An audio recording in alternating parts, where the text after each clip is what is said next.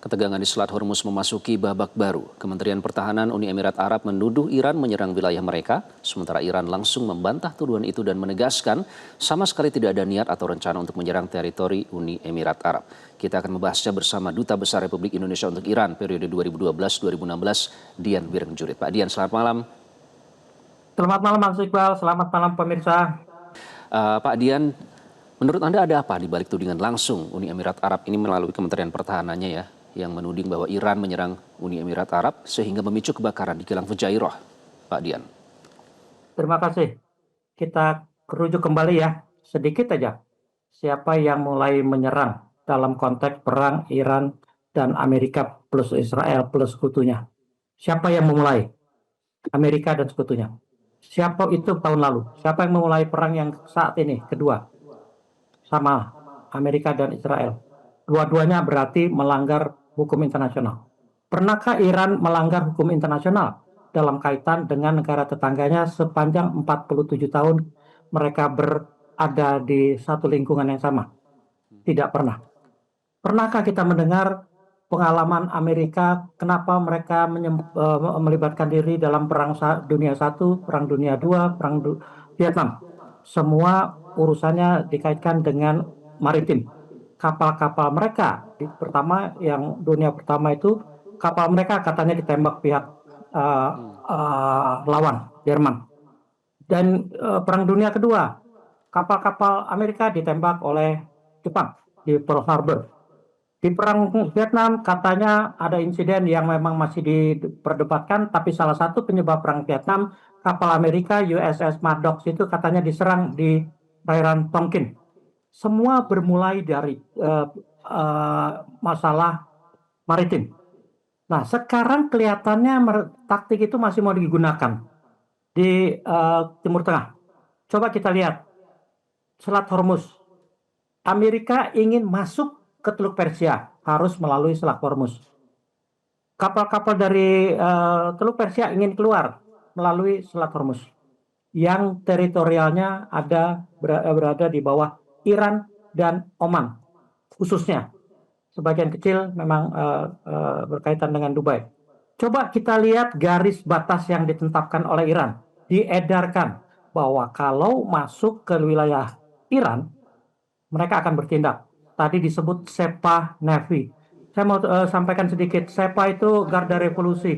Angkatan Lautnya Garda Revolusi, yang namanya bahasa Irannya itu Sepah. Nah, mereka memperingatkan. Itulah bagian dari kaidah kepatutan dalam hukum internasional, hukum humaniter, untuk melakukan tindakan apabila peringatannya dilanggar. Apa yang disampaikan Iran itulah yang seharusnya dilakukan oleh sebuah negara yang memperingatkan negara lain yang dianggap bisa melanggar wilayah teritorinya. Nah, dalam konteks ini kita bisa lihat kok, apakah Amerika dan Israel pernah mematuhi hukum internasional dalam kaitan perangnya dengan Iran? Sama sekali tidak pernah. Tapi usaha mereka itu dilakukan dengan berbagai cara.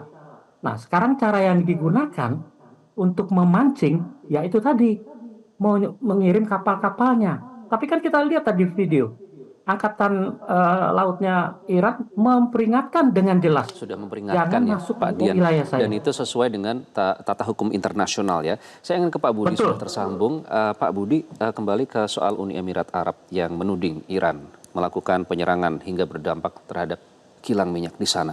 Nah, ada apa di balik tudingan Uni Emirat Arab ini? Kalau kita melihat, Anda tentu mengobservasi ya pemetaan geopolitik antara hubungan antara Uni Emirat Arab dan Iran. Ada apa di balik tudingan itu, Pak Budi?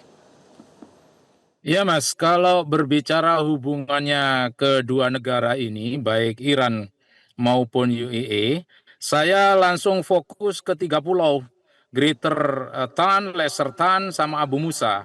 Ini kan pulau yang diklaim oleh UAE, namun dikuasai full sama Iran. Tapi di balik itu semua Mas, ini kan juga sebetulnya geopolitically, ini UAE kan dengan Abu Dhabi, dari Abu Dhabi ke Fujairah, ini kan jalur pipa yang dia buat yang dengan alasan ini adalah kalau Hormuz bermasalah, maka dia bisa gunakan ini.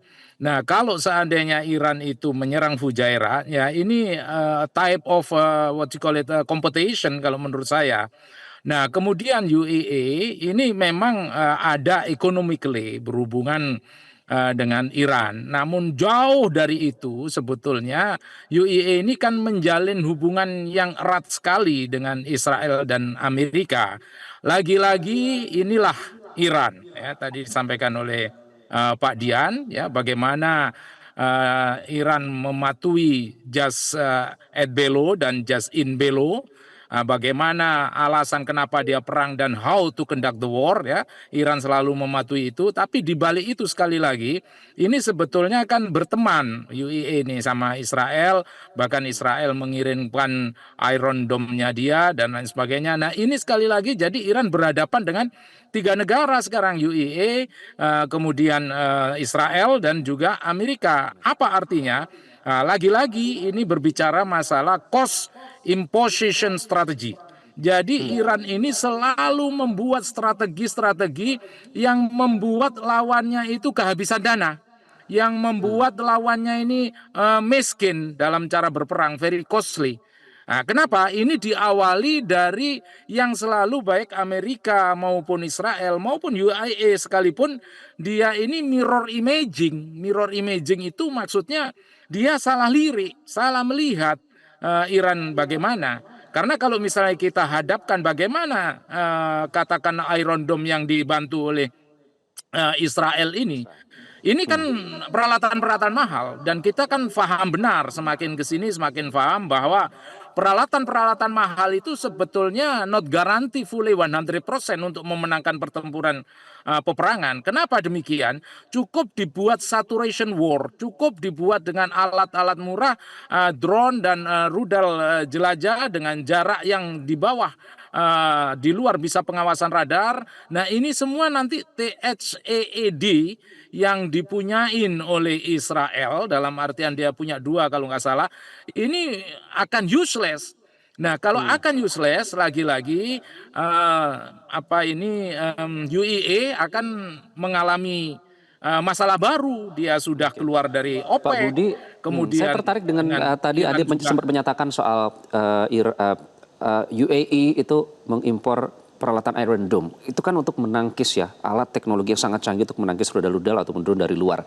Mengapa menurut Anda UAE sampai perlu dan mengambil keputusan untuk membeli Iron Dome dari Israel? Siapa yang merasa menjadi ancaman bagi UAE? Exactly. Dia sangat merasa external threat dari Iran.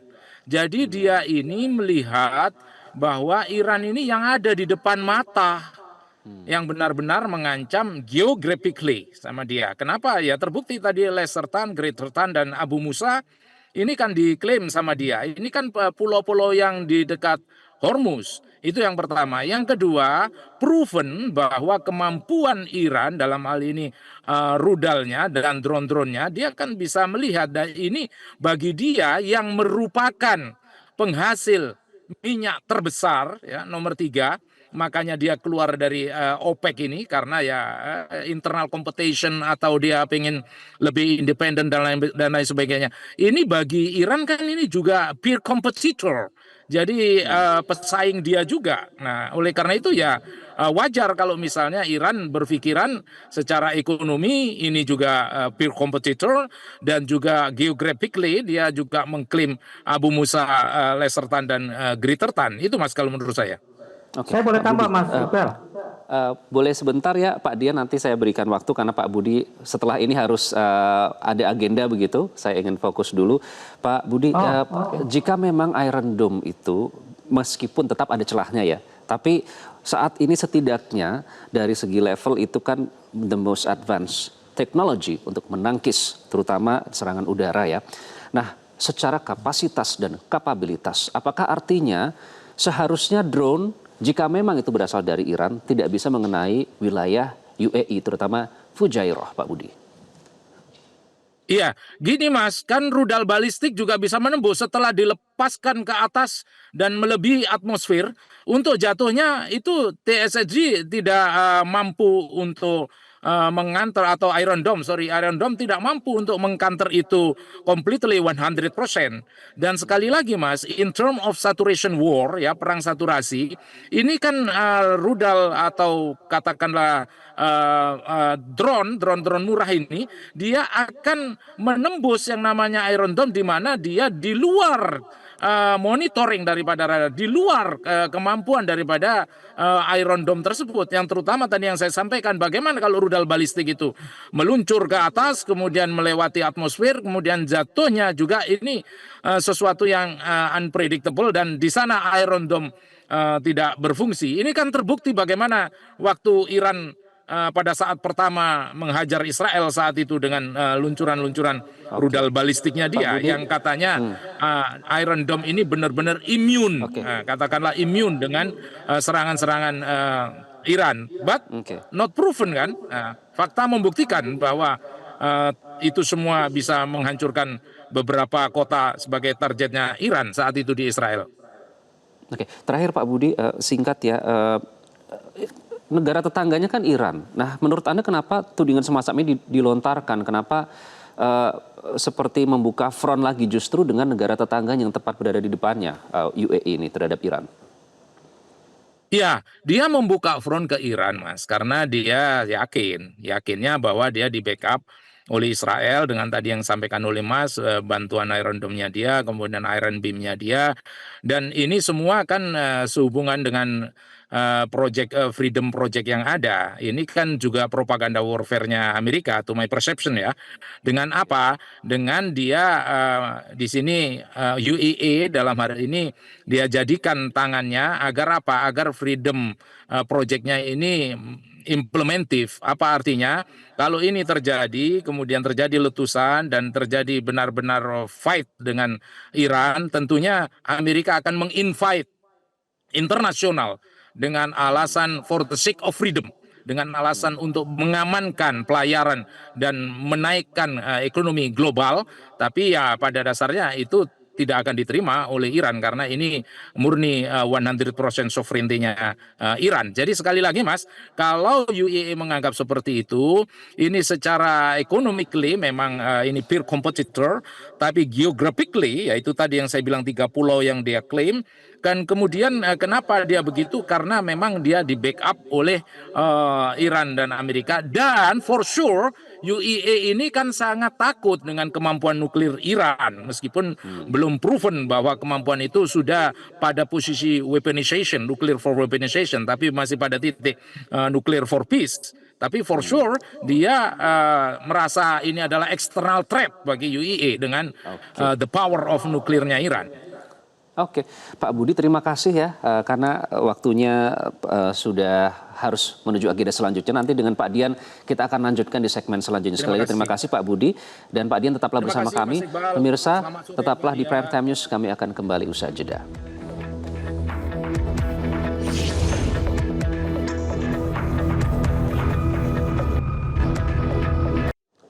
Saat ini Uni Emirat Arab telah menjadi salah satu pangkalan utama Amerika dan Zionis yang menjadi faktor utama ketidakamanan di kawasan, serta telah menjadi lokasi penempatan sebagian besar pasukan dan peralatan militer Amerika Serikat. Iran menegaskan masalah tidak akan selesai dengan melakukan rekayasa, propaganda, melontarkan tuduhan, dan berpura-pura menjadi korban. Sebelumnya, Menteri Luar Negeri Republik Islam Iran, Sayyid Abbas Araghchi, juga turut memperingatkan Amerika Serikat. Begitu juga dengan Uni Emirat Arab, agar jangan sampai terseret ke dalam rawa masalah. Hal ini disampaikan oleh Araghchi dalam respon agresi militer Amerika Serikat terhadap Iran di dekat Selat Hormuz. Dan kita akan melanjutkan dialog perbincangan kami terkait dengan ketegangan di Selat Hormuz yang memasuki babak baru. Tadi kita sudah berbincang dengan Pak Budi, dan sekarang kita lanjutkan dengan Pak Dian Wirengjurit. Pak Dian, soal tudingan Uni Emirat Arab kepada Iran ini, kan biasanya tudingan apalagi yang sudah dinyatakan oleh pihak berwenang, dalam hal ini Kementerian Pertahanan, biasanya disertai dengan bukti ya Pak Dian ya. Nah, ada apa menurut Anda di balik tuduhan yang sudah dinyatakan secara formal kepada publik ini? Mas Iqbal, pemirsa, tolong kita melihat secara objektif. bahwa yang dilakukan oleh Iran, oleh Amerika ternyata tidak cukup dengan mengerahkan kemampuan militernya yang ternyata bisa ditangkal oleh Iran, tetapi memainkan narasi-narasi kebohongan, narasi-narasi pemutarbalikan fakta. Kembali kepada serangan yang dikatakan dilakukan oleh Iran terhadap kilang Fujairah, tolong kita lihatnya begini. Tujuan sekarang ini adalah buat Amerika adalah mengirim sebanyak mungkin kapal-kapalnya memasuki kawasan Teluk Persia. Artinya harus melewati Selat Hormuz yang sudah diperingatkan tadi oleh Iran jangan coba dilakukan. Karena itu mereka berdalih kapal ini adalah bagian dari Freedom Project untuk melindungi kapal-kapal mereka. Atau katanya juga Freedom Project ini bagian dari operasi kemanusiaan untuk mengangkut warga Amerika yang tersisa di kawasan. Buat saya ini narasi sama sekali bohong ya. Karena kapal-kapal Amerika yang ini semata-mata karena Amerika kehabisan akal, karena kapal-kapal yang ada di pangkalan di negara-negara Teluk itu kan pangkalannya sudah hancur, sebagian kapalnya hancur, mereka tidak mampu mengerahkan kapal dari dalam Teluk Persia. Itu intinya. Karena sekarang dicegat oleh Iran dengan memberikan peringatan jangan masuk ke Teluk Persia, mereka memainkan narasi. Nah sekarang kita coba narasi, apa benar Iran menyerang? Rasanya Iran tidak pernah memulai. Tolong diingat itu. Kita kasih contoh kasus dalam perang sebelumnya, dalam waktu sebelumnya ketika belum ceasefire, Turki katanya dibom Iran. Tapi Iran bisa membuktikan rudal yang diluncurkan ke Turki bukan rudalnya Iran. Nah sekarang itu karena jatuh di tempat yang katakan padang pasir atau bebatuan sehingga sisa-sisa serpihan rudalnya masih terbukti bukan punya Iran. Nah sekarang kalau dikatakan kilang Fujairah diserang rudalnya Iran, itu narasi yang memang sudah direncanakan karena begitu kilangnya terbakar, semua bukti akan hilang tuh. Makanya akan sulit dibuktikan. Narasi ini tidak mungkin dilakukan oleh Iran, kecuali oleh memang kepengejutannya Trump untuk memanipulasi data, memancing supaya Amerika punya alasan di Kongresnya secara hukum di sana bahwa ini dalam rangka membela pangkalan yang di sana. Jadi itu akan Karena digunakan sama untuk sekali tidak benar. menjustifikasi ya Pak ya, untuk justify Justifikasi, betul. serangan selanjutnya. Pak Dian tadi terkait dengan narasi-narasi itu kan artinya terencana dan terstruktur ya jika memang itu sengaja dilancarkan begitu. Nah tapi kepentingannya apa kalau kita lihat kan ada juga pangkalan militer Amerika Serikat di wilayah Uni Emirat Arab ya, setidaknya itu menunjukkan hubungan antara Uni Emirat Arab dengan Amerika Serikat. Nah bagaimana Anda memandang hubungan ini yang seharusnya kalau kita lihat Iran kan juga sempat menyatakan bahwa ya seharusnya Uni Emirat Arab mengutamakan negara tetangganya sendiri dan persaudaraan sesama muslim begitu. Bagaimana Anda melihat hubungan ini yang masih dijalin sampai saat ini Pak Dian? Emirat itu sudah terikat hubungan kemitraan, hubungan militer dengan Amerika. Makanya dia mengizinkan di negaranya ada pangkalan Amerika. Pangkalan Amerika di Emirat itulah salah satu pangkalan yang menjadi fokus serangan Iran sebagai balasan atas serangan keroyokan dari negara Arab ke Iran. Makanya pangkalan angkatan laut terbesar di Bahrain hancur. Tinggal nomor 2 adalah di Emirat Arab. Nah, yang tadi saya katakan Freedom Project rencana Freedom Project-nya itu akan mengisi kembali kekurangan kapal-kapal yang ada di kawasan Teluk.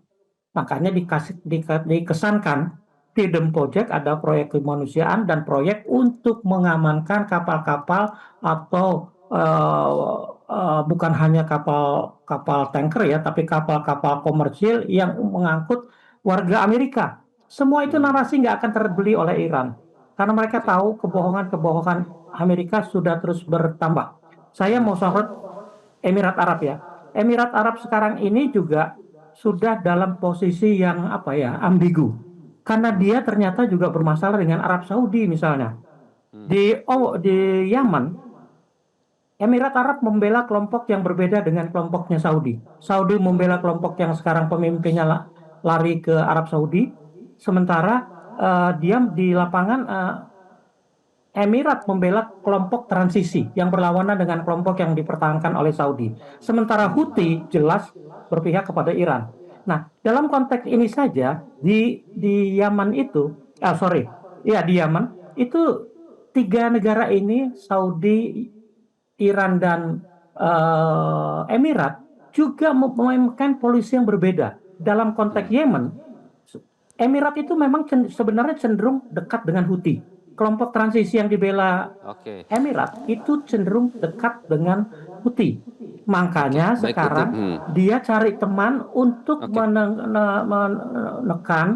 menekankan bahwa mereka sedang dalam kondisi dikepung Oke, baik itu oleh pemetaan Iran. geopolitik ya Pak Dian ya. Cuman mohon maaf karena waktu Ya. kita terbatas. Satu lagi Pak Dian, ini kan ada pernyataan dari mantan Perdana Menteri Israel ya, Naftali Bennett, tiba-tiba tidak ada angin, tidak ada hujan, menyatakan serangan kepada UAE, sekutu strategis kami, itu artinya juga mengancam Israel. Nah, tiba-tiba mengeluarkan pernyataan seperti itu. Jika kita tarik benang merahnya, ada apa di balik tiba-tiba ada pernyataan ini, kemudian pernyataan dari UAE? Sebagai cecunguknya, anteknya Amerika, ketika induknya kesulitan menghadapi kenyataan tidak bisa memasukkan kapal-kapalnya lewat Selat Hormuz dengan alasan proyek apapun, Israel mengambil langkah untuk menunjukkan dirinya, dia siap masuk. Itulah yang tadi diceritakan, dimulai dengan masuknya batalion rudalnya mereka, Iron Dome-nya mereka, THAAD-nya Amerika, itu dibawa dari Israel. Nah, jadi sekarang begini intinya, Emirat Arab sekarang memainkan peran yang menentukan karena dia diperebutkan bukan hanya antara Iran dalam kaitan pulau-pulau tadi, juga dalam kaitan siapa yang bisa menghadapi Iran. Ketika Amerika tidak mampu, masuklah Israel. Nah, buat saya, masuknya Israel juga yang jauh dari sana tidak akan terlalu efisien karena dia harus menggunakan tetap saja udara yang kalau Iran mau itu juga bisa dicegah oleh Iran. Tapi Iran masih menahan diri. Dia hanya mau fokus pada pengamanan teritorialnya di Selat Hormuz. Jadi semua ini sudah terbukti narasi kebohongan yang selalu digembar-gemborkan Trump dan didukung oleh Israel. Pak Dian, terima kasih seperti biasa atas analisis Anda di dalam Prime Time News.